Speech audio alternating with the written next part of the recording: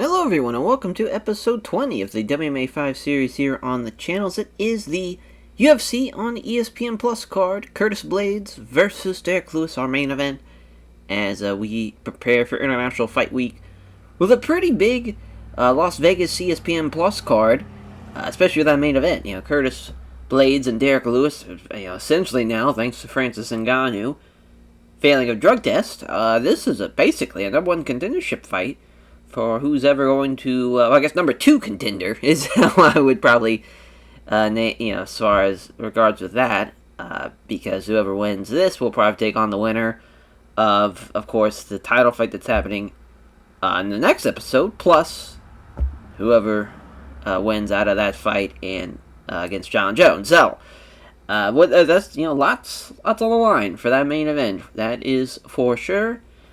We have a couple of pieces of mail to go through, actually, because there's a couple of fights that have been canceled. There is a drug test failure, and it's a huge one, because it is the former, because we got to strip him of the fucking belt with this PED testing positive there, as Jazier De Silva test positive for his fight against Figgy, so that's now a no contest, but also winning the flyweight title, not anymore. It is now vacated. Really, the idea is it's going to come down to probably Figgy versus Royval, maybe somebody else. I'm pretty sure that's the lineup, but yeah, that flyweight division is in such a shithole because of this. Jazier De Silva looked like the guy that was going to kind of carry the reins of the flyweight division and be the guy for us, funny enough, but yeah, there goes that. So, as I think that fight will probably be happening in the fall, maybe even the winter of 2020 for the flyweight title. So, there is that. As far as Montel Jackson has a cracked tailbone, so he's not going to be competing at next week's card against Rob Font. So now Ronnie Lawrence wants that fight, so he's stepping in, taking this fight on basically 2 weeks' notice at that point. Big fight for sure for Ronnie Lawrence. He's 10-1, he's 2-0 in the UFC right now, and as far as that, yeah, that's way off, because he hasn't made his actual debut yet, so yeah, we'll have to actually update his record to what it would be at in 2020 at that point, so we'll change that. But yeah, so Montel Jackson, which is funny enough, obviously, because he's fighting in real life here this weekend. If all goes well, I guess something could change as far as maybe somebody misses weight or something, or someone's got to get replaced. Ultimate Fighter recap for both Week 8 and Week 9. So we had the last qualifying fight, and it was Philip Rowe beating Colleen Hall, as he won by knockout, too, which is one of the few knockouts I've seen so far of this Ultimate Fighter season. And then Donald Cerrone broke his neck training for Clay Guida. So now Clay Guida asked to fight somebody else on the Fight Island card, and it will be Islam Makhachev. Oh my god, he's going to take on Islam now. So, tough break for the veteran in Clay Guida, because I would have loved that Cerrone fight. It sucks that now we won't be able to see that. But yeah, because he's going to get fucking destroyed. Coming off a loss to Jim Miller, his last win was BJ Penn in May 2019. He's now going to take on Islam. Prayers for the Carpenter, because he's about to get destroyed there. And the that card's coming up relatively soon too. I want to say it's July. I think it's either week 3 or week 4 of July. Probably won't tell you. Yeah, but it's coming up. It's very, very soon. And Cody Garbrandt is having chronic upper back pain. Training for this card that was about to happen here against Jimmy Rivera. So now that fight against Jimmy Rivera, that's been postponed.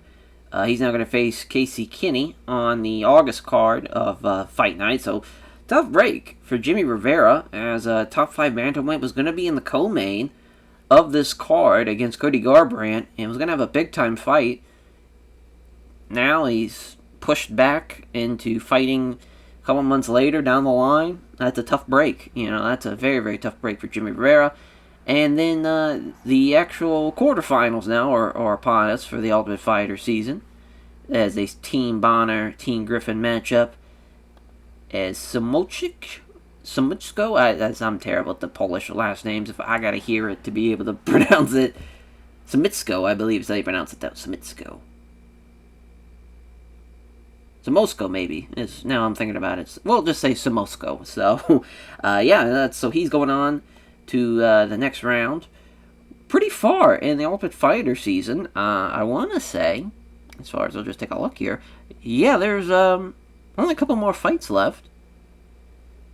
So that's going to be interesting to see. Should just be, let's see, we got 2 here, and then you got 1 more. Should be around 5 fights left if if my math is correct. Pretty close. But yeah, it's so far, it's definitely been a heavy favorite to Team Stephan Bonner. But if they're facing off against each other, it's going to obviously dwindle down a little bit. But Miroslav and Philip Rowe have a pretty good chance of going pretty far, I would say. But Nick Maximov is someone I would probably tout as the favorite. We'll see, though, as obviously Samotsko is already going to the next round. So we already know the Team Bonner guy is going to be pretty far. But yeah, as far as, there has been 2 knockouts. A lot of them have been by decision. Then there was the split draw with Brian Battle, which that was shocking to think that Brian Battle missed out on it, because after a split draw, they just had to literally pick somebody to advance to the next round. Honestly, if somebody would have got hurt, or if somebody does get hurt, like Brian Battle would be the guy to fill in for him at that rate, because that's crazy. Like, that's such a tough way to lose out on being able to advance, because obviously he's the guy who wins this season in real life. So just very, very weird how that happened to him. But yeah, as far as now, we can go on to the actual card for Blaydes versus Lewis, as Pedro Munoz now taking on Dominic Cruz is now the co-main. I forget what card this was scheduled for, but we bumped it up obviously for this co-main, since we need a bantamweight fight anyways. Just felt like that made sense. Montana De La Rosa taking on Macy Barber, which Montana De La Rosa is actually basically fighting for her contract at the fight coming up in real life here, but she's taking on Macy Barber. Now that Macy is not fucking 6 feet tall. Oh no, that wasn't Macy Barber. It was Molly McCannon that had the fucked up stats. But yeah, Macy Barber, top 5 flyweight right now. After, as far as in real life, obviously lost to Roxanne Modafferi in a shocking upset. Now she beat her, as she probably should have in real life.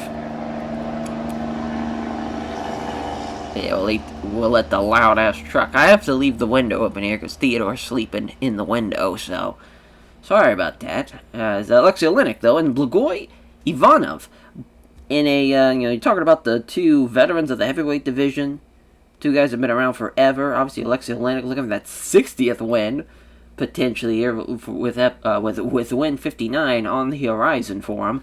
Coming off a win against Maurice Green, which he did win that in real life, too. So another, as far as beating Mark Hunt in the past, Travis Brown in the past.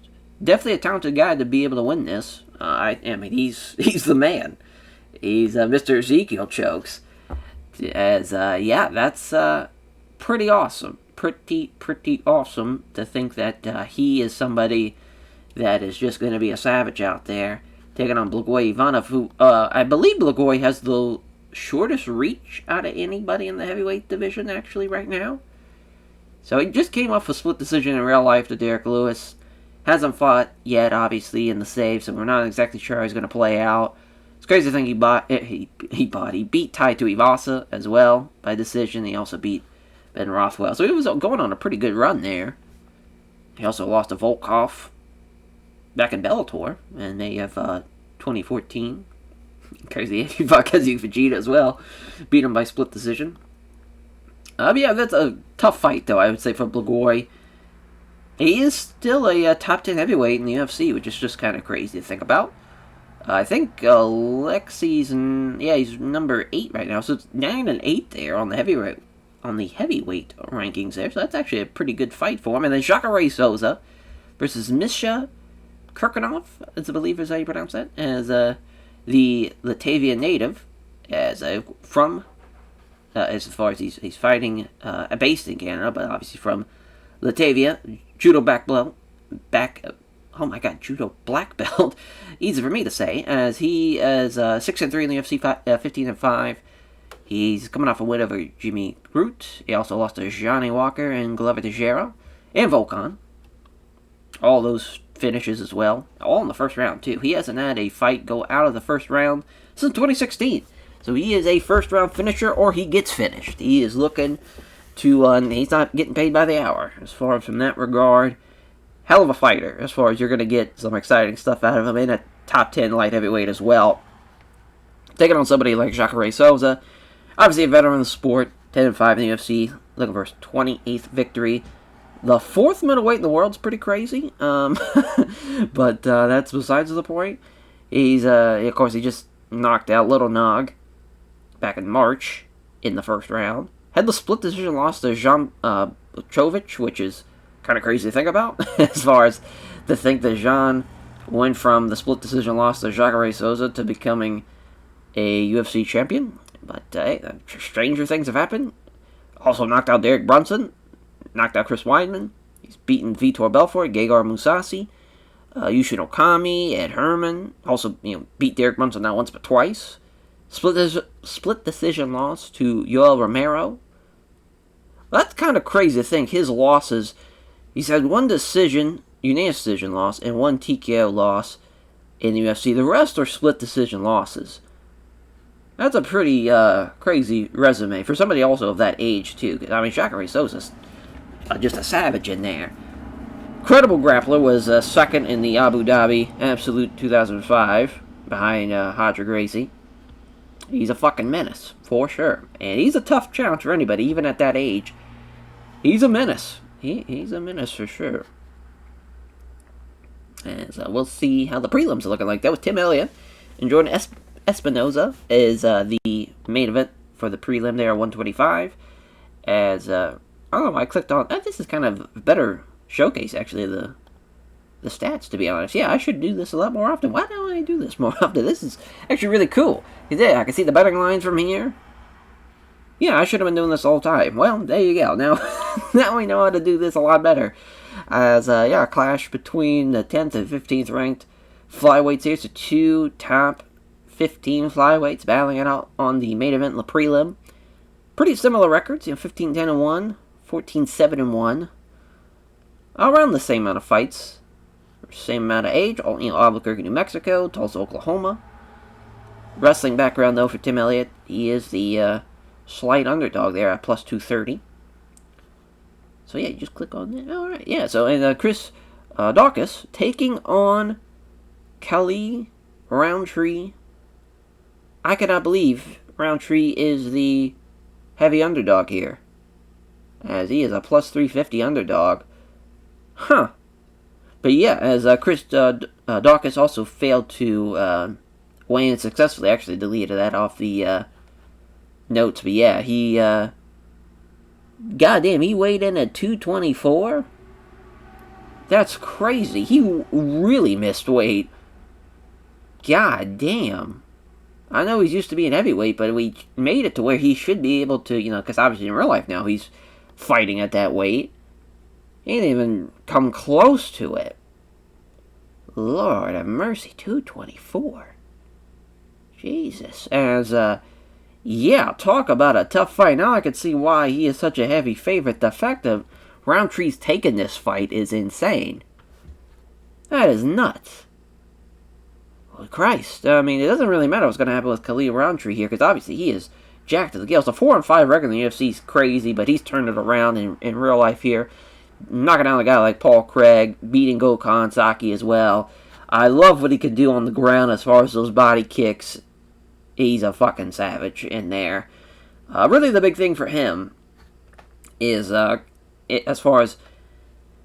Now that, as far as in this save, you're able to knee people in the head, it should add more elements to his game. We'll see, though, because those body shots on the ground are something nobody really does, because everyone's kind of afraid of hitting somebody in the head. But it's perfectly legal. Perfectly legal to do it, and he fucks people up doing it. It's awesome. That's crazy. 224 pounds. So it's Polyana Viana, taking on Kanako Murata, who's making her debut here at 115. Never mind, I thought she was, but no, she's not. As far as, I I believe she's not. I just want to double check. Oh, she might actually be. Oh, she is. Okay, that's all correct. It's 11-1 here on our record, 13-4 for Polyana. Muay Thai background versus freestyle wrestler. They are ranked strawweights, 25-24. And that's pretty close on betting lines, though. Minus 160 plus 120. Very, very close. Good thing both girls weighed in successfully, though. No surprise there, but yeah, this is a big fight for both girls. Polyana, she's 4-2 in the UFC, which, yeah, her record's all fucked up, too, so that's just great. We'll have to change that, but yeah. The Muay Thai Brazilian kind of strawweights and lighter weight classes, they do pretty well in the UFC, as far as just South America, what those girls can turn out, as far as with the women's side of things, it's obviously impressive, both men and women's side. Obviously, it's one of the breathing grounds of mixed martial arts, but I'm telling you, the Japan and China and Korean girls are coming over, thanks to ONE FC, really, and also just in general. There's a lot of savages out there, and Kanako is one of them. It's going to be a good fight. I really do think it's going to be a pretty good fight. And then Dricus Du Plessis taking out Abu Izatir, as this is a tough fight, for sure, for both guys, but Dricus is the favorite at minus 400. Makes sense. Kickboxing backgrounds for both guys. Should be an exciting kickoff to the card. Dricus, of course, lost when we were about to sign him to Brendan Lazar, which is kind of crazy. He lost to an Americana in the first round.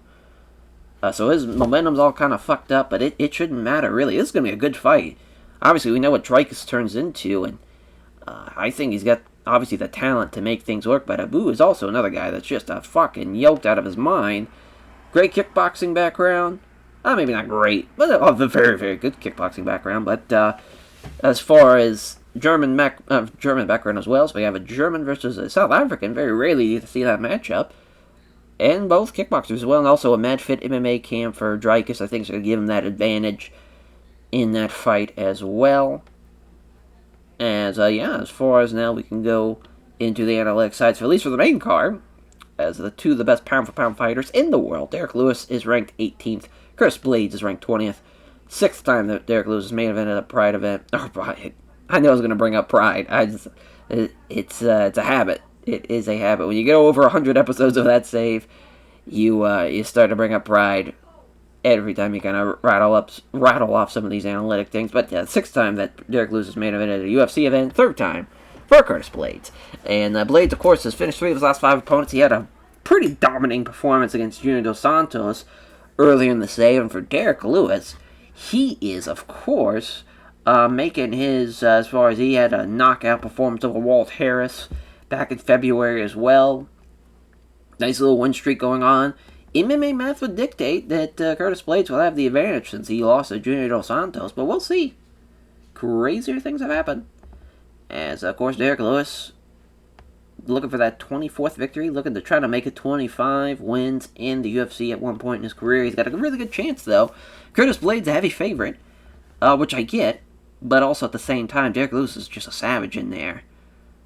Curtis Blaydes, though, man, he was somebody that a lot of people feared for sure, because just from a wrestling perspective, he was a savage, pretty good stand-up guy, but he kind of took some bad ideas for some of those, stand-up battles, like the fucking Sergey Pavlovich choice to stand there and strike with him was a very, very bad idea. But that will probably be another very, very bad idea against Derek Lewis. But we'll see. Maybe Derek Lewis will be able to, he kind of powers out of the bottom and is able to somehow make anything standing, just says, fuck your wrestling and fuck your jiu-jitsu. We're going to stand up, just from sheer awesomeness and strength. It's a sight to see for the Black Beast and Derek Lewis. But this is going to be a good fight. That's a good main event. The Young Punisher, Pedro Munoz, taking on Dominic Cruz. The return for Dominic Cruz, 11-inch reach advantage, Jesus Christ. As he hasn't won, though, in a couple of years. This is his return fight, if I remember correctly, as far as what we've made it. Yes, because, he hasn't fought since Garbrandt, so a big return. Coming up close on International Fight Week. It's a big time for him to get a fight like this against Pedro Munoz. He is the favorite, which, with 11-inch reach advantage, I hope you're the favorite. But for Pedro Munoz, though, 9-4-1, no contest. He's looking for his 10th UFC victory. He lost to Aljamain Sterling last year, but he knocked out Cody Garbrandt. So again, MMA math would dictate he would be the favorite going into that fight. Again, only 2 really unanimous decision losses. The other 2 were split losses. Hell of a record. Hell of a record. As, the John Dotson fight. I do remember that fight being a bit of a shit show from that card. The Rob Font fight. Rob Font brings it. Garbrandt brings it. Those guys kind of bring it. So those are always good fights. For sure. But this should be a good fight, though. Good fight for... he's got great top control. Great jiu-jitsu. I don't think he's going to be able to do a lot stand-up-wise. Dominic Cruz that reach advantage, but we'll see. We'll see. Stranger things have happened. And that's going to be a pretty fun co-main, especially for a replacement co-main. It's not a bad call. As Montana De La Rosa taking on Macy the Future Barber. De La Rosa submitted 4 of the last 5 opponents. She is 2 of the best pound fighters on the female side of things for this fight as well. As La Rosa 14th, Barber 16th. She has a 5-inch reach advantage as well as Montana De La Rosa. And she's a favorite on the Blurcat stat picks. Chris W., the lone backer of Macy Barber, the undefeated Barber. He's got a tough break, though, against Montana, as far as she had a pretty dominant performance, too, over Mara Romero Barella back at the UFC 248 card back in March. Quick armbar. She looks for that armbar, and she can get it in a hurry. You gotta watch out for that if you're Macy Barber, as, of course, high school wrestler, now, turned into Brazilian Jiu-Jitsu, and yeah, that's a tough grappling opponent for anybody. But Macy's got pretty good hands, and if she could keep it standing, she might have a chance. Obviously 21 years old. She's got the fucking future ahead of her, and that's a tough fight, though. Very, very tough fight for both girls. The heavyweight contest: Alexei the Boa Constrictor Olenek versus Blagoy Ivanov. As Blagoy is, he's got a tough fight, though. Yeah, he's given up 7 inches of reach. He's got the significant weight advantage. He has won 3 of his last 5 fights by decision, but of course Alexei has been getting submission wins and has been finishing opponents. He's top 10 in the world as Alexei Olenek, and Blagoy's 11th. I think it's going to be another Alexei Olenek win, to be honest. I just think his grappling is a little too much once it gets to the ground, but if Blagoy can keep it standing and at least keep it clinched up against the cage, he's got a good chance to maybe draw one out as far as a split decision or something. We'll see.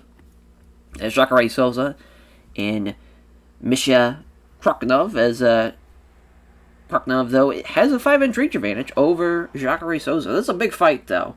Jacare is the underdog. He's older. As far as Kroknov is coming in pretty hot, though. As far as that judo background, it's going to be interesting to see how he can grapple with somebody like Jacare Souza. It's going to be an interesting fight, though. I think this is going to be a great main card. Prelims: Tim Elliott versus Jordan Espinoza. As Espinoza, top 10, flyweight. Tim Elliott, 15th. Hasn't won in a couple of years, though. Espinoza's the favorite. As for Tim Elliott, though, we didn't really look at it. 4-8, not a great run. Lost in the debut episode to a technical submission. He also lost to Figgy as well. He beat Luis Smolka, and then he beat Mark De La Rosa. Other than that, hasn't really been the greatest run for him. I wouldn't say he's fighting for a job, but it's pretty close. It depends on his performance here today, to be honest. He's got a long ways to go, I'll just say that, because Jordan Espinosa's a tough guy. Tough guy to take on. Crazy that Chris Daukaus missed weight by that much, and they're still having this fight happen. No way in hell would you ever see somebody on a main 2020 era, as far as a modern era fight where somebody's taking a fight where they're giving up at least 20 some pounds, and that's not a heavyweight contest, and that's crazy, absolutely crazy. If he could knock him out, that would be the craziest thing of the save by far. But just, he's so big, he's going to put him up against the cage and really just wear him down. It's going to be a tough fight. Tough fight for Khalil Roundtree. Thoughts are with him in that one. As Polyana Viana taking on Kanako Moreta. As Viana has the Blurcat stat picks 5-2. She has the reach advantage as well, which is no surprise. Moreta submitted 3 of her last 5 opponents. Of course, making her UFC debut is Moreta. Hoping for a big win for her. And then, we completely skipped over this fight. Yeah, the future Ian Gary versus Mickey Gall. As Ian Gary, of course, turns into an absolute savage and turns into a ranked welterweight. Well, as Mickey Gall, on the other hand, is, just kind of known for beating CM Punk at this rate. He had the Sage Northcutt fight too, which was nice for him, but again, at the same time, it's kind of like, well, Sage didn't really turn into the guy that everyone thought he would. He had some good performances, like against Diego Sanchez and Randy Brown, and I think he's been cut now I'm thinking about it. But yeah, as far as Mickey Gall, he had good skills, but just welterweight's so tough. You gotta really work at it to be a top guy at welterweight. It's just such a deep division. You really got to be an all-around guy, and a stand-up kind of lacked him more than anything. He's a good wrestler, but even then, you can only go so far with that in welterweight. You got to be an all-around talent at that division. But Dricus Duplessis making his debut against Abu Azaltar as I always want to say Azalatar, but it's Azatar. We're just gonna stick with Abu here. Dricus Duplessis though is I think it's gonna rain down on him. To be honest, should be a good fight though. Could be a first round finish here. Both guys are just kind of well rounded stand up wise. Great counter guys, great striking wise as far as pushing the pace, and pretty close on height wise as well. Just I think the fight can's gonna help him out, and also fight record as well. They've had around the same amount of fights. Hardeen's our referee, though, for this kickoff of the prelim. Here we go. Dricus is looking to push the pace already. Left hand in the exchange. Combination fails to land, but a nice little slithering low kick, though. Does connect to the right, roundhouse kick to the body. Does Abu, and now he's firing off some flurry of punches. Without landing any of those. Doesn't connect to the low kick either. So guys are just kind of swinging and missing at this rate. He does land a quick punch at least. There's a nice 1-2 from Abu there. Now it's a right cross that lands hard. Dricus is looking to get in close now. Still, look at Abu go though. A jab and a straight right. Dricus might be in some trouble here. He's getting hit with a couple of big time shots already. And there's a right cross off the counter. Abu's doing a really good job. There's a left hook from Dricus. Nice 1-2. Now he's starting to land. Is Abu. He's got some combinations going. Left jab. But the right hand's absorbed on the gloves. Misses the jab, hits the right hook. Does Dricus now. Throws a punch, but Dricus avoids it. Coming forward in the attack now. As Abu misses the big right hand, here comes a low kick from Dricus. These leg kicks, they'll start feeling, a little bit throughout the fight, though. If this first round might not get him the win, and that gets checked, a leg kick. Oh, there's a big head kick, though, from Abu, and he knocks him down to end out the first round potentially.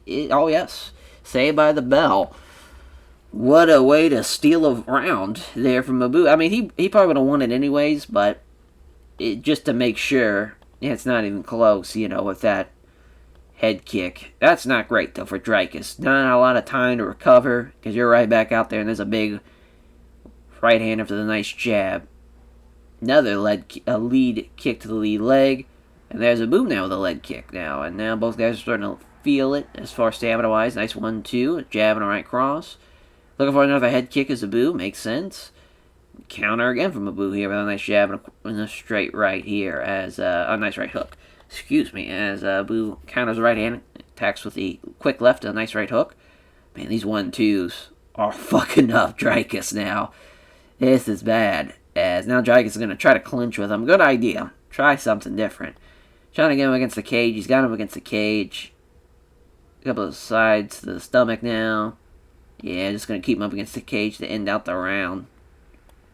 Yeah, Abu probably still did a little bit more. If you rated that for Dricus, I wouldn't have hated it, but I just, probably Abu probably did more damage. Let's just say it's 10-9. Or it's 19-19 going into it. Let's just think, as far as we'll see what the final. Oh, there's a right head kick after the jab. Boy, Abu just still landing heavy shots. They fall into a clinch now, which is going to definitely favor Dricus. Got him trapped against the cage. Knee strike to the thigh. Another knee to the ribs. There's a sharp right to the ear. Trying to punch him against the cage now. Not looking good. And they're going to separate him. Hardeen with a pretty interesting call there, because that gives Abu a time to hit a crunching straight right on the draw. Knocks him down, looking to finish the fight here, potentially now looking for the Kimura. Not happening. That will probably seal Drykes' fate. Gives up his back now. Oh, boy.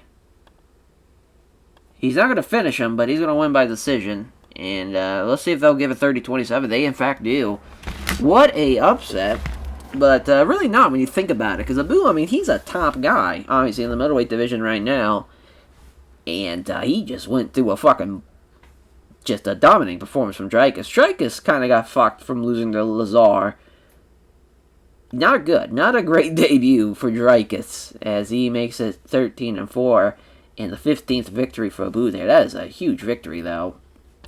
He looked amazing. It's the future. Ian Gary taking on Mickey Gall. Pretty close, actually. Minus 230, plus 180. We'll see. Ian Gary and Mickey Gall, I mean, they're pretty tall for welterweights, too. 6'2", 6'3". Mazzagatti, referee. Cage-side judges. Mickey Gall, though, he is fighting from a home crowd here tonight to get the big ovation, of course, being in Vegas.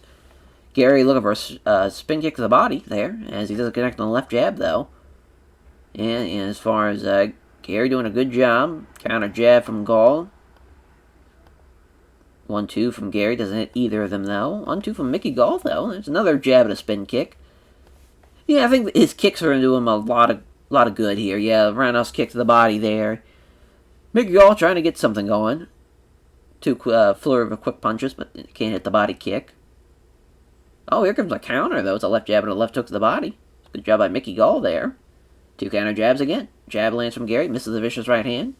As he misses the jab, scores a glancing blow with a right head kick. As Gall hits a jab and also scores the left hook to the side of the body. As both fighters move in and engage, Gall connects with the left hand. As now Gary scores a jab and also hits a spin kick. Initiates a strike exchange here as Gall hits a counter left hand. As Gary hits the left hand, but his big right hand follows up. Misses now as they engage here. Gary misses the right cross. Here comes leaves himself open for a counter as Gall comes in with a solid right hand. Gary misses the right cross. Here comes a counter from Mickey Gall. A jab and a solid right hand. Loving the counter striking from Mickey Gall. Did not see that coming, but here's a powerful straight right after the slip, and he knocks him down. And we're going to get another guy that's saved by the bell. Potentially not. Yeah, Steve Mazzagatti going to stop the fight as Mickey Gall goes limp in the final seconds of the first round. Ian Gary pulls it off. 10th victory. Tough break there for Mickey Gall, actually. He was looking pretty good. He was outstriking him. It looked like, at least stand-up-wise. Yeah, he was doing really well. Counter-wise, just one shot was all it took from Ian Gary, and he makes it 10 in a row. As Minnie McGregor, if you will, as far as for giving thanks to Ian Gary, praises his team at Stanford MMA, officer, sponsor office. Fans came out to support him, says he's going to celebrate his win by heading to a local club for a victory party, and as everyone is invited for it. As another loud-ass truck goes by, as a charismatic talker with the looks to match Ian Gary's got some real star power now. It's Polyana Viana taking on Kanako Moretta. And Kanako has plus 120, minus 160. Both girls are on a fight camp. This is going to be a really good fight. Polyana at 5'5" gets her a little bit of a reach advantage over the 5'1" Kanako. But I think it's going to be a good fight, though. Wrestler versus Muay Thai fighter. I think it's going to be pretty good. Herb Dean's a referee. Judges here we go. They touch gloves. Viana trying to walk her down. Moves into the jab. Bob's out of the way of jab, rather. Moves into the pocket. Nice straight right from Viana. Well, it's a good right hook there from Moretta. Now they're swinging here. Left hand from Moretta now as the left jab doesn't connect with the right hand. Oh! Eye poke. The rare eye poke. And we got to stop it here. Yeah, gets a few moments to recover in the neutral corner. So here we go. As there's a left jab, misses the right hand. After Viana doesn't connect with the left jab, but misses, hits the right cross, rather. So both girls are doing all right so far. Obviously, the eye poke is probably not so great for poor Viana, though. But she slips past the right hook, counters with a jab, and a right hook that's ducked. That's a nice 1-2, left hand or straight right. Meet in the center. Left hand from Viana. Misses the jab, hits the right hand as Moretta. Right hook misses, here comes a counter. It's a jab and a right hand that nearly fails to connect. Moretta comes forward, looking to force a strike exchange here as Viana throws a counter, two counter jabs. There's Moretta, lands a left jab, but her big right hand follows up, misses. She misses the left jab, lands the right hook though. 1-2 from Viana. Exchange strikes doesn't go anywhere though. Viana steps forward. Now she hits the jab in exchange. Jab lands, misses the vicious right hand. She misses the right hook, leaves herself open for a counter with the left hand. Oh, there's a gash underneath the eye of Moretta now. And that is the end of the first round. Yeah, I mean, definitely Vienna, 10-9. With the cut, definitely made that a lot easier to grade. But, I mean, just she outstruck her, doubled her in strikes, and doing a really good job. I would like to see, if you're Kanako's corner, you'd like to see a takedown, perhaps, because she's not going to be able to outstrike her. The reach advantage, the striking advantage, just a little too much for her. But see what happens in the second. They're just kind of swinging for the fences here in the first minute. Nothing really landing. Here comes a counter from Vienna with a left jab and a good right hook. Yeah, again, the reach advantage is too much for her.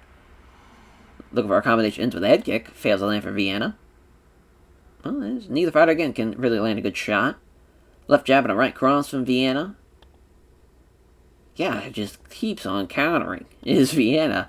There's a 1-2 now. Quick left, a straight right. There's a good right hand from Moretta, as now she can't connect with the sub strike. Sends her with a straight right, though. And she connects with jabs, but nothing but air on the big right. She's still looking to throw. I mean, I'll give her credit, but... Oh, now she's in the Muay Thai clinch. Got her up against the cage. She wrestled out of it. Yeah, I mean, no, it was a pretty close round. They're going to give it to Moretta. I mean, I don't know about that one. That was a close round, though. I will say that. It was close. I just felt like, again, Polyana's just doing too much for her. Just for the sake of excitement, I don't mind it going to a third round where we need whoever wins it wins the fight. As Vienna steps in, looking to take some strikes here, gets close enough to grapple maybe potentially. Jabs wide, hits her straight right. Nice little 1-2 there from Moretta. She's coming out strong here in the third round. But now Vienna's able to clinch with her. Now she's trying to suck her into the guard. Oh, now she's got control of the takedown. Looking for the... Oh, nope, doesn't get it though. Vienna blocks that. Wizard trying to get something going. Yeah, she does so. She actually pulled it off. Creates enough space to clear out now. So now Moretta's starting to slow down a little bit. She's doing a really good job, though, still in this third round. She couldn't get that takedown, but she's really... And then now she's got her underneath the eye with a cut. But Vienna, again, feeling that this round is slipping away, tries to go for a clinch, looking to suck her into the ground. Does so, looking for the armbar from the bottom. Moretta defends it. Looking for it again, and she gets it. Armbar in the third. What a win. And what a fight that was, though. Polyana, with a great performance, to come back. And even Kanako, she did a good job to be able to kind of counter back and really get things going. Fantastic fight from the ladies, though. First lady fight so far, women's fight, if you will. And went really well. Really well. There's Polyana, 1 win away now from 15. And tough break for Kanako, though. Losing her debut, but she had a good effort, though. Had a great fight going, and looked like she might have won that third round until she got sucked into the guard, and that's all she wrote, though. That was awesome. As Polyana, Vienna, praising her team at X Gym, all of her various sponsors, and the fans came out to support her. She has a lot of respect for Kanako Moretta as far as praising her toughness, and then she has a innate charisma about him, innate charisma that allows her to get a good reaction during these interviews. I just can't believe that he's going to be at 224 fighting a 205er. Prayers. And he's so much bigger, too, at 6'3". The Warhorse, though, he's got a tall task ahead of him. I'm hoping he gets a win, because he just rules. Like, just the way he could fight is exactly what we need here. Syndicate MMA for Khalil Roundtree. Carter Almeida Jiu-Jitsu for Chris Dawkins, as we'll see what Dukakis can do here. Lands 2 of the flurry quick punches. Doesn't find the mark on the right hook, though. It's a nice 1-2. Jab in the right hand. Oh, man, he's lighting him up. Quick left and straight right. Pair of jabs also lands the left hand on the body. Oh, boy. They're standing trade and strikes. It's Chris Dukakis with a 1-2. A great right hook from Roundtree. Oh, fuck. He hits a flurry of 5 punches as well. Off target with a head kick, though. I cannot believe he even threw a head kick. Left jab and a nice right hook from Roundtree. Oh my god, as he uses the left jab, doesn't make contact on the low kick, though. These guys are swinging. Can't believe no one's even been rocked. Can't believe we're making it out of the first round. Yeah, that was awesome. How about that? Giving up at least 20 pounds? Who gives a shit? He's up. He is up, and we'll see what happens here in the second. They come together and strike. quickly throws 3 punches. 2 of them land, but the low kick's checked. Jab and a right cross. Oh, went for the high kick. That would have been a fight ender for sure. Nice 4-punch combination from Chris Daukaus. Left jab, right cross is blocked. 1-2 from Chris Daukaus. As now, quick left to straight right. Roundtree starting to breathe a little heavier now. It's 1-2. And now it lands 2 of the 4 quick punches, does Chris Dukakis, but he connects with the right hand. Trying around the minute 30 left. He misses a jab, but he lands the right hook, does Roundtree. Again, some great boxing from Dukakis. Left hook now. He is still just going for broke as Chris Dukakis here in the second. I think he knew that he lost that first, and he's looking to just finish the fight here. My God, I mean, he is lighting him up, though, as Roundtree. Had a glancing blow with a high kick here, and now gets countered with a quick left jab and a quick head kick as well. I'd say another round for Roundtree, to be honest. Yeah, 10-9 there. I think he just did a little bit more as far as damage-wise. Even though he got outstruck by a couple of strikes, really feel like Roundtree's just doing a little bit more. Chris needs to finish, as he uses the left jab, misses the high kick, though. A couple of jabs and a right hook. I just can't believe no one's even been rocked. These are 2 heavy-handed fuckers. And now Chris is getting tired. Scores 2 quick punches. And then out of the sudden flavor, misses on the leg kick attempt. There's a nice 1-2 from Roundtree. A jab and a right hook. There's a jab and a low kick from Roundtree. Doesn't make contact on low kick, though. But Chris lands on 4 quick strikes. Off target with a jab. Lands a low kick, though. Again, these low kicks doing a good job. Quick left, straight right from Chris. As he nails 1 quick punch out of a flurry, then finds gloves on the right hand. There's a left jab. Can't make contact on the body kick, though. Yeah, now they're really... I think they're kind of gassed out at this point going into the third round. Yeah, they... Looking for a Muay Thai clinch as Roundtree is in deep trouble here, potentially. Knee to the ribs. Blocks the knee strike down and is able to allow him to wrestle free here to end out the fight. I think Chris probably won that round. They're going to give it to Roundtree here. I don't think it's going to be 30-27. Oh, we got a split. 29-28 Chris Dukakis. 29-28 Roundtree. 29-28 Roundtree by split decision. That is shocking. Shocking that he won that fight, considering how much he was giving up with weight. I mean, that is very impressive. 9th victory for him, too. A well-deserved win. He fought his ass off. I just can't believe no guy got dropped. I mean, he landed 51 shots. Chris Dukakis. That is crazy. I mean, Khalil Roundtree, yeah, he landed some big shots. I was shocked he didn't drop him in the second. Really, I think that was his best round. The first round was pretty interesting because he really fucked him up with a lot of heavy shots. He did more damage, but Chris landed more shots. Third round, I don't mind if you give it to Chris there. That was a close fight. That really was. I really wouldn't have minded either way, just for the guy to come in who made weight and just really put on a great performance is really showing, you know. And he praises his team at Cynic and MMA as well as various sponsors, all the fans who come out to support him. As he praises Dukakis for the tough fight. As Jordan Espinoza taking on Tim Elliott as our main event, the prelim. 14-7-1 no contest for Jordan Espinoza. Tim Elliott coming in as a plus 230 underdog at 15-10-1 record. It's kind of do or die time for him. This is a tough fight for him. He's got a fight camp at least in Glory MMA and Fitness. No team for Jordan Espinoza. Herb Dean's a referee. Cage side judges. Here we go. Elliott looking for the takedown. Right off the rip, gets pushed down on his hands and knees. Looking for the knee strike, but Tim Elliott's already back up. Tim Elliott looking to just go right back to the ground potentially here. Like a pit bull right off the rip. Just went for the takedown, couldn't get it, but he's just been all up on him. Got him against the cage. Herb Dean's going to separate him. Good call here. Now Elliott again gets into a clinch. Got him against the cage again. Yeah, Espinoza is not wanting to grapple with Tim Elliott after that first round. He got completely destroyed, grappling-wise. He at least stuffed the takedown, but great start for Tim Elliott. Here we go in the second. Espinoza moving in, looking to risk getting hit. If it means getting close enough to grapple. Bad idea. Bad idea. We'll see, though. Espinoza's got him against the cage here. Yep, is out-wrestled. Boy, Espinoza is in deep shit here. Because Tim Elliott is just a menace in there, grappling-wise. That is what a fight camp can get you. A performance like this, Espinoza, no, defending it well. He's trying to get something going, but Tim Elliott is still just a man possessed with the grappling. He got him against the cage again and looking to separate him, or not separate him, looking for a chance to get out of there as he does so. As Elliott looked for a foot stomp, but Espinoza takes the opportunity to turn him around, so now he's in the down position. See what he can do here. There's a punch from Elliott, not happening though. Now he gets a hold of him without taking one shot. Espinoza's trying to get him against the cage, and he's got him against the cage here, but again, just the wrestling of Tim Elliott has been the X factor in this fight, but Espinoza's able to clinch up with him without taking too much damage, but just Elliott out-wrestles him once the clinch is initiated.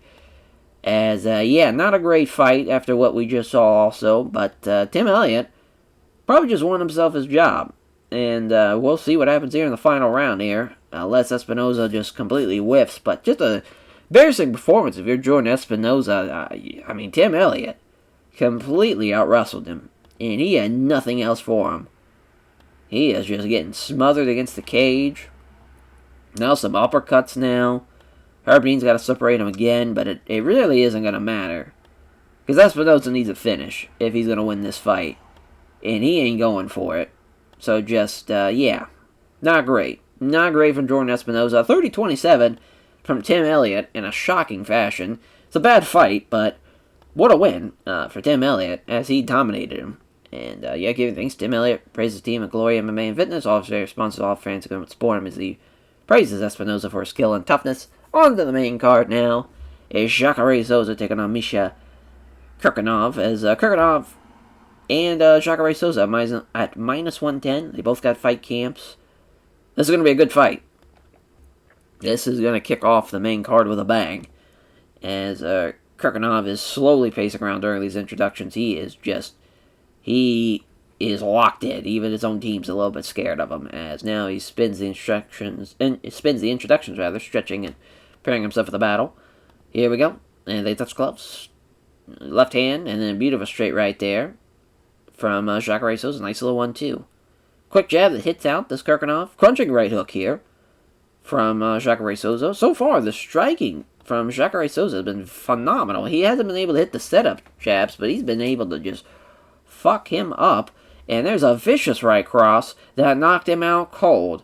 Wow, Jacare Souza in a minute knocked him out. His 28th victory. Poor Kurkanov, he didn't have a chance in that one. That was crazy. Jacare Souza went right through him. Only a 41-year-old and Jacare Souza can look like a fucking demon in there. Unreal.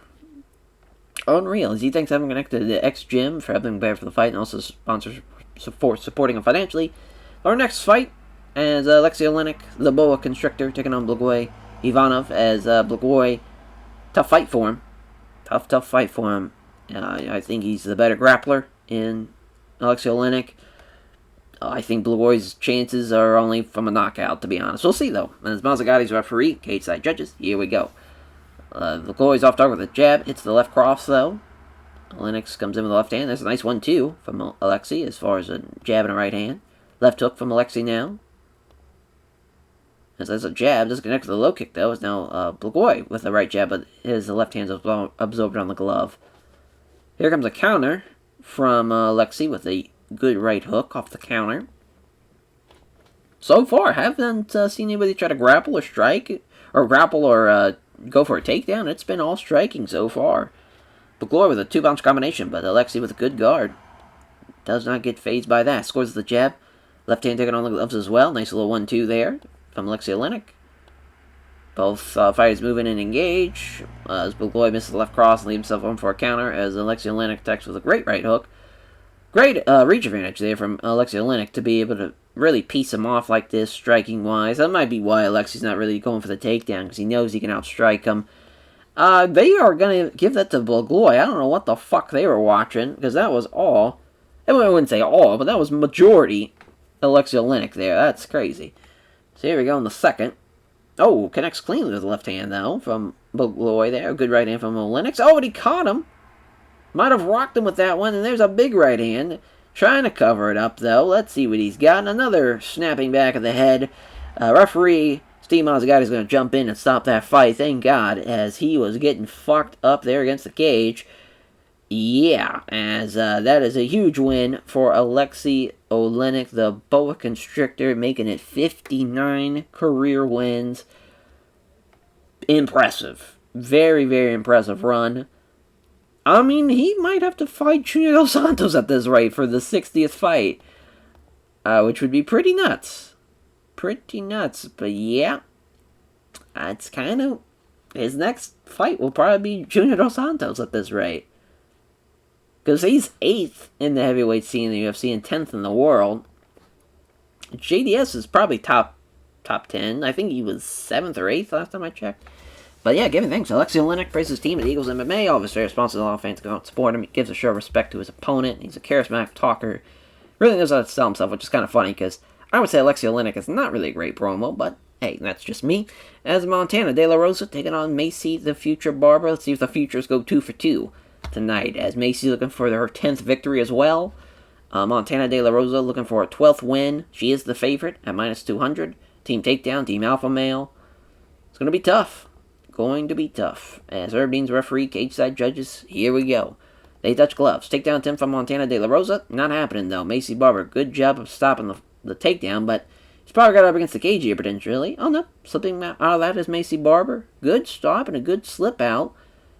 Again, Montana De La Rosa just looking for her takedown, so she gets caught with a right cross from Barber. She's going to get fucked up here. Looks like that's happening exactly that. Macy Barber rocking her with these 1s and 2s. As, yeah, looking to clinch up with Macy Barber. She does so, looking for the trip. She sweeps her down, though. This is what Montana needs. Those takedowns and wants that armbar. But Macy Barber's trying to get back up.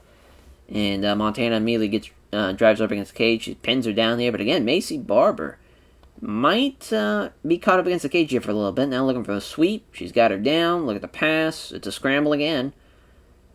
As now Macy Barber is able to get her up against the cage potentially. Oh, no. Montana De La Rosa with another trip. Sends her back down.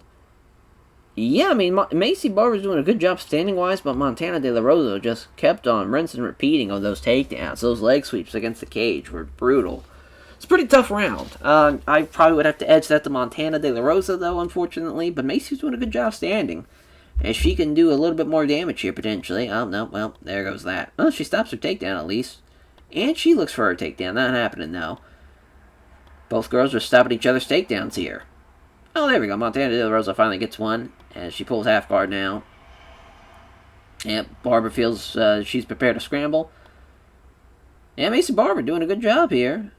Montana De La Rosa looking for to try and scramble, but Barber's quick to stop that. Trying to work out and get a better position. Trying to get out of half guard, but it's a scramble.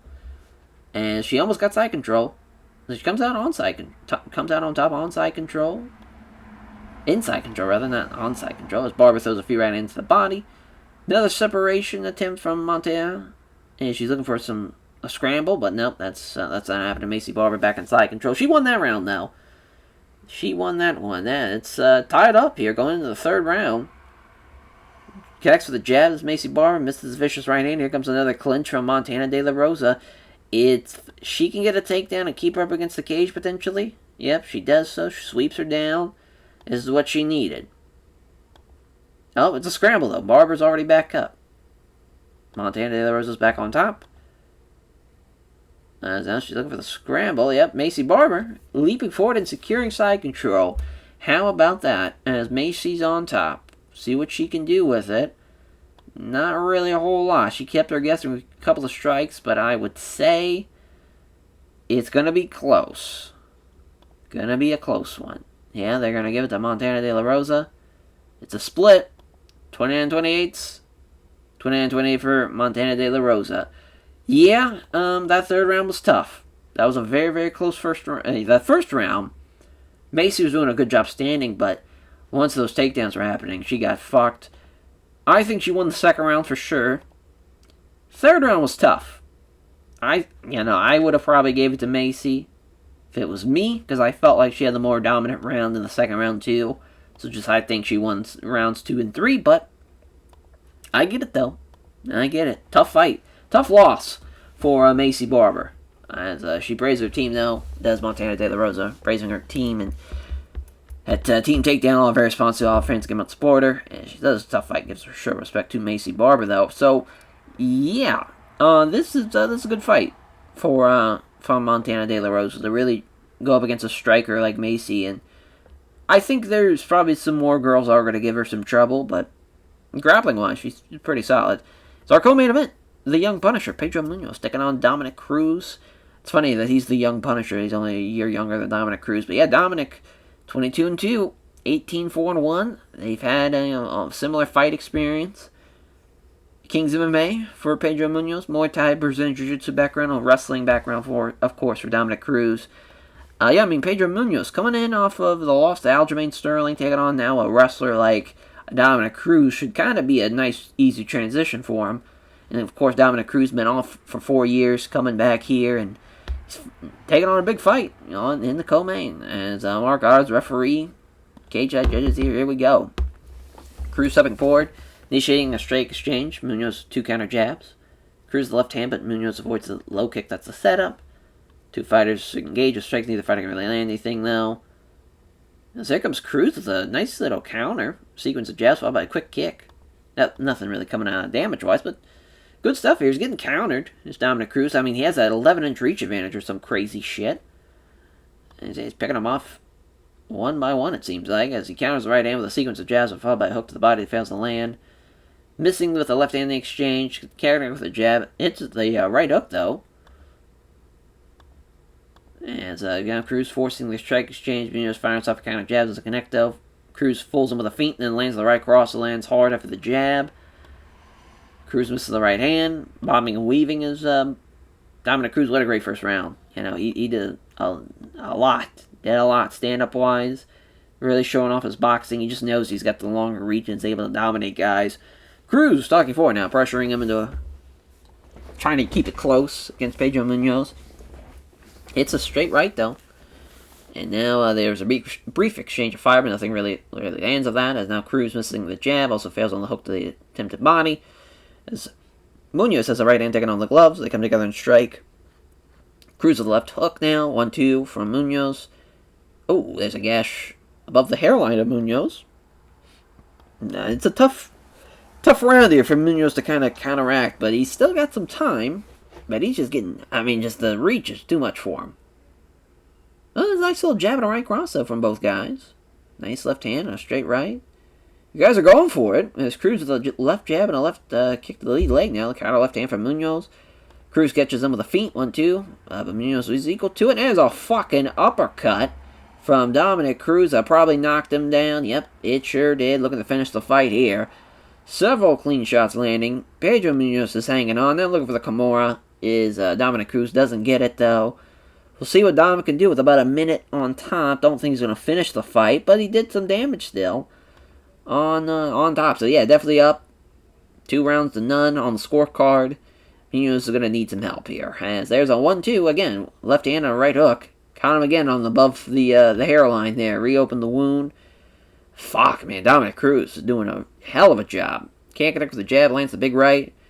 Keeps him slightly out of range here. Looking for his chance to dart in. But big head kick that follows up. It was dodged by Munoz. That probably would have been the fight ender if that would have connected. Cruz still doing a very, very good job of not being lackadaisical, not taking his pedal off the gas. He's going full steam ahead. And he's fucking up Pedro Munoz at this rate. Fails on the fine home on his jab. And it hits Munoz with a straight right. Cruz still moving well. He's trying to aim to get in close, but Cruz aggressively took the initiative. Cruz can't connect with the jab. Munoz avoids the big right. And now they're going to check on the cut. Yeah, it's not a fight ender, so we're back underway with about 2 minutes left in the fight. Munoz looking like he's trying to get some grappling started, but again, just the threat of getting hit is keeping him from rushing in. Attacks with quick flurries now. Cruz lands 3 strikes that hits Munoz with a straight right. Cruz moves in closer, looking to open up an attack. Munoz has been aiming to get in close, but Cruz aggressively took the initiative. There's a nice little left jab and a big right that's avoided by Munoz. Comes in fast with 5 quick punches, landing 3 of them. Hits a nice straight right hand. Lands the left jab, misses the big right hand, though it follows up. And that will probably... Oh, there's a vicious right hand that misses from Cruz, but he lands the left jab to end out the fight. What a performance from Dominic Cruz. 30-27 after being off for 4 years. Very, very impressive. And, yeah, I mean, just your 23rd victory as well. 25 fights for him. Very impressive. Very, very impressive. I think with that win, I mean, he was ranked 21st, which is kind of crazy, because I think Pedro Munoz was ranked, like, yeah, he's a top 10, he was 6th, so he's immediately thrown in contention as a top 5 guy, I think, with that fight. I kind of want to see him and Aljo. I think that'd be a fun fight, but we'll see, as far as for Dominic Cruz, because, yeah, he just lost to Garbrandt. Obviously, it was his last loss. But, yeah, he's beaten Faber, Mighty Mouse, Dillashaw, Benavidez, which that was a split decision loss, or split decision win the second time around. The first time was a unanimous decision win. Of course, that was back in the WEC days. But yeah, this is a big fight, big fight for him, and to have that type of layoff, to come back here and have a performance like that, very impressive. A guy that doesn't really go for finishes mostly. You're mainly gonna get guys going the distance with him, and this is also his first main event fight in a long time, probably since the Takeya Mizuki fight, by the looks of it here. As far as I wonder why that was a 5-round fight in WC. That must have been for the bantamweight title. They don't have the belt in the game. But yeah, that's shocking. Shocking. Long time for Dominic Cruz to be able to have that type of gas tank for sure. Yeah, but he's just a dominant 135er. Nothing more you can really say about it. I mean, it's crazy to think it was a plus 150, minus 150, and he 30-27 him. And really was in no danger at all that entire fight. It was very, very impressive. As he thanks ever connected Alliance MMA for having prepared for the fight and the sponsors for supporting financially. Also says he's going to celebrate by heading to a local club to have a victory party. Everyone's invited. Hell yes, Derek Lewis, the Black Beast, taking on Curtis Razor Blaydes. Curtis Blaydes is the favorite. Minus 180 plus 140. Main Street Boxing and Muay Thai. For, of course, I always want to say Silsby, but I don't think that's how you pronounce it, as I think it's just Seabreeze, Texas. But Chicago, Illinois native for Curtis Blaydes. Fight veteran, though, is Derek Lewis, though, so got a lot of fights under his belt.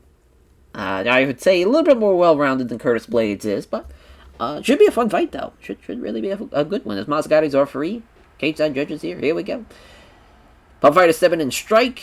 Lewis tags his opponent with a weak two-punch combination there, and then uses them to cover to land a leg kick, though. Misses the jab and lands a nice right hook, though. This Blaydes, kind of jab from Blaydes. Oh, there's a right cross, lands hard after the left hand as well. Oh, nice right hook from Derek Lewis. So far, striking advantage has been all Derek Lewis so far. Oh, glancing blow with a head kick. Oh, my God. Left jab and a good right hand from Blaydes now. Looking for the flying knee now from Derek Lewis. No, it doesn't find the mark on the right hook. And it's a good combination. But Lewis maintains a good solid guard. Left hand in the exchange. Shocking that Blaydes doesn't even win for a takedown yet. He thinks he can outstrike him. Listen, I respect it. But, there's a wicked right uppercut. Yeah, didn't knock him out, shockingly enough. But he's looking to finish the fight here in the first. He is rocking him, and Blaydes has to get saved by the ref to end out the first round. Yeah, that's what happens when you try to outbox Derek Lewis. You might get fucking caught, and that's exactly what happened. Big win for the Black Beast, though, and boy, he's got a title fight on the horizon, as far as with that win, for sure. I think he's earned it, as far as beating both. Walt Harris was 10th when he fought him, so he fought a top 10 guy. Then he fights somebody like Curtis Blaydes, who, and he's 3rd right now, so yeah, he's basically the next guy up anyways. Big win for Derek Lewis. That's awesome, absolutely awesome, as he thanks for connected Main Street Boxing and Muay Thai for helping him prepare for the fight, and a sponsor for supporting him financially, and names a local club as well. There's going to be a lot of local clubs that are going to be celebrating here in Vegas, as he knows how to handle these sort of interviews. He's great at creating some buzz about them. Yeah, that was a hell of a card, to be honest. Really, again, the women's fight, I thought it was a lot better than just decent, but the prelim one was the best fight on the whole card. So, shout out the ladies, for sure. Probably could have put a little bit more people in the seats. Only 5,000, if we want to round up. But, yeah, I mean, popularity decreased in the UK for sure, and in Africa, and in Australia, but everywhere else did pretty well, so that's kind of weird. Yeah, I mean, performance bonus for Derek Lewis, performance bonus for Dominic Cruz. I'm trying to think who else. Yeah, Jacare. He's now, I mean, he was unranked, and he knocked out a top 10 guy at 41 years old. How can you not give that guy a performance bonus? And, damn, they're not giving that fight of the night? That's tough. Also, yeah, let's have multiple fight of the nights.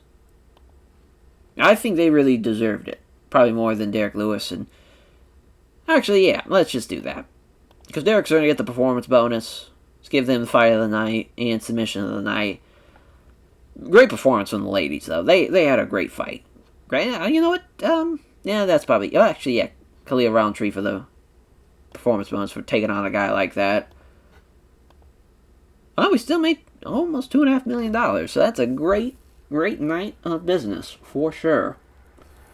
Dominic Cruz making around $820,000 too, and everybody else taking in a good chunk of change with that one.